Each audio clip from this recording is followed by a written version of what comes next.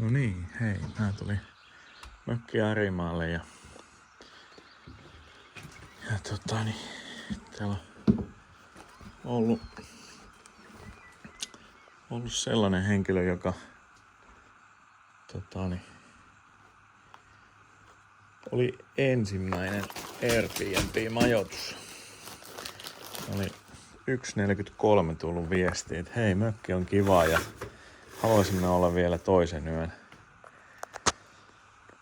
Joo, no ei se nyt onnistu, kun tänään on tulossa sit seuraava jo tänne näin, niin ei voi sitten tietenkään, vaikka se kuinka kivaa olisikin vuokrata, mutta vähän aiheutti semmoista aamulla, kun katsoin viestiä, että kuinkakohan täällä on sitten asiat, että onko tää mökki tyhjänä kello 12, kello on nyt 13, mutta ei. Täällä näyttää pikaisella vilkaisulla kaikki olevan kunnossa kyllä, että puukoppa-alitus tyhjänä, mutta se nyt on aika normaalia. Sitä ei jakseta sitten. Taikka sitten täältä ei tyhjennetä noita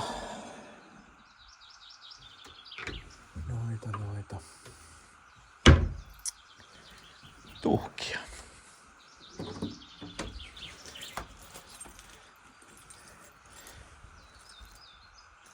En tiedä, miten tonkin voisi niinku selvemmin kirjoittaa. Täytä minut täyteen. Kiitos, ja vielä on hymynaamakin laitettu auki. Avoimet ovet ja valot on jäänyt päälle. Ja vitsi, tää onkin lattia märkänä.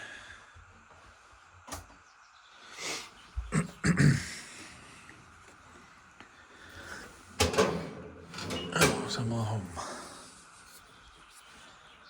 Tuli jäänyt tyhjentämättä. No joo, tää on ihan perussetti.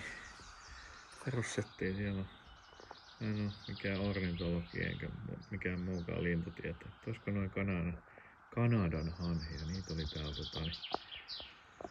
joskus 90-luvulla paljonkin. Ne ruokittiin jopa, sitten pääsi aika isoja torttuja tohon. Tää nurmikkokin alkaa kasvamaan, että täytyy jo nurmikon leikkuuta miettiä vakavasti. Vesi on kohtuu ylhäällä. Ja täytyy käydä tuolla sitten vielä katsomassa noin laituri, että ne on yllättävää, tai usein, mutta aina silloin tällöin noin tikkaat löystyy, kun niissä en tiedä miten ne sit pitäisi olla kiinni, että ne ei löystyisi. Aika kesyjä nää linnut.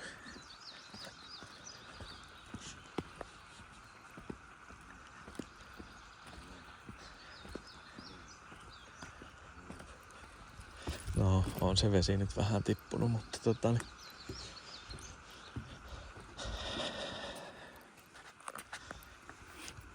tikkaat on kiinni.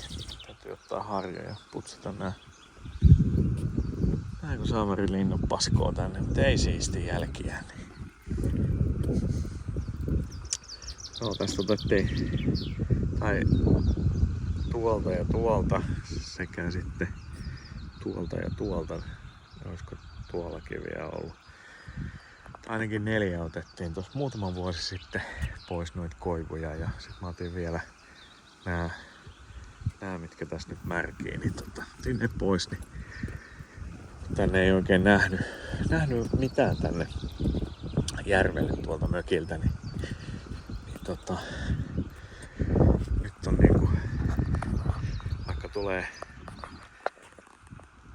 tulee sitten lehdetkin, niin tää oli aikaisemmin aika vihreänä, ettei paljon näkynyt. Niin tässä on kuitenkin nämä kuuset, niin nekin vähän on näkemäisteinä, mutta niitä otettiin tästä molemmin puolin, niin otettiin pois silloin muutama vuosi sitten ja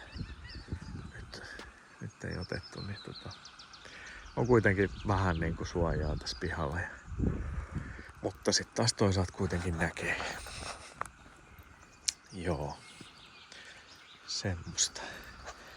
No ei tässä auta muu kuin alkaa touhuumaan, niin saa tän kuntoon ja pääsee sitten muutaman tunnin päästä seuraava vuokralainen sisään. Joo. Ei muuta kuin otatte kanavan tilaukseen, se ei maksa mitään ja pistätte tykkäyksen ja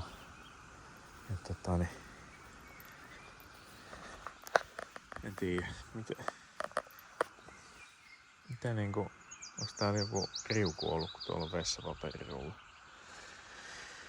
Joo, laittakaa kanavatilaukseen ja tykätkää ja hypettäkää ja olisi ihan kiva saada, nyt on tullutkin paljon uusia tilaajia, olisi kiva saada se 1000 tilaajaa täyteen, niin sais sit jotain euroja kotiinkin päin noista tehdyistä videoista. Mut semmoista, minä alan touhumaan. Joo. Mökki siivottu. Ihmettelin kun imuri ei oikein vedä. No ei varmaan vedä kun toi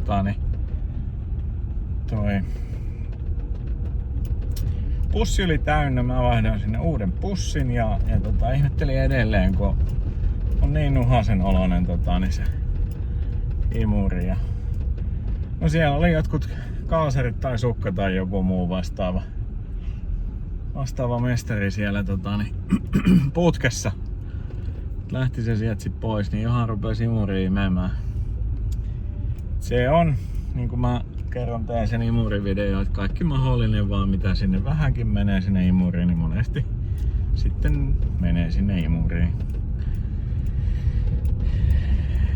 Ja kakat on putsattu tuolta noin laiturilta ja puukopat on täytetty ja tuhkat on tyhjennetty ja täällä on tämmönen yhteisroskis, niin mä heitän ton siihen ton imurin pussiin ja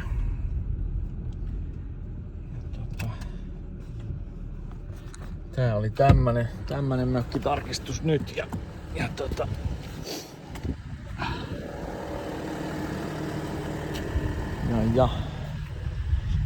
katsotaan mitä sitten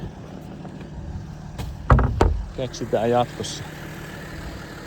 Toi oli ilmalämpöpumppu. Mä laitoin uudet patterit siihen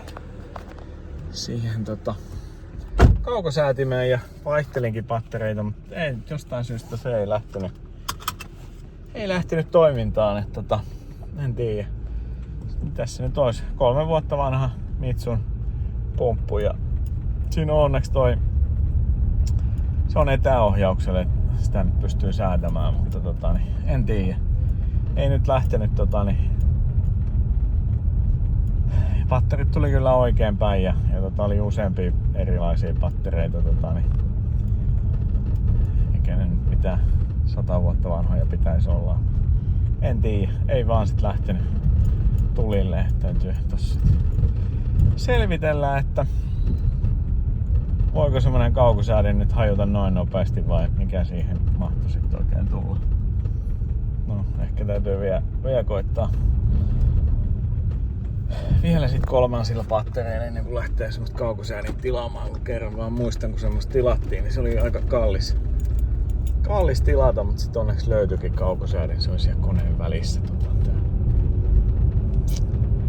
Mutta minä jatkan matkaa. Sitten on hallin siivousta, kun tulee vuokralaisia, niin täytyy saada hallin tavarat siirrettyä toiseen tilaan. Niin semmoista olisi luvassa loppupäivänä.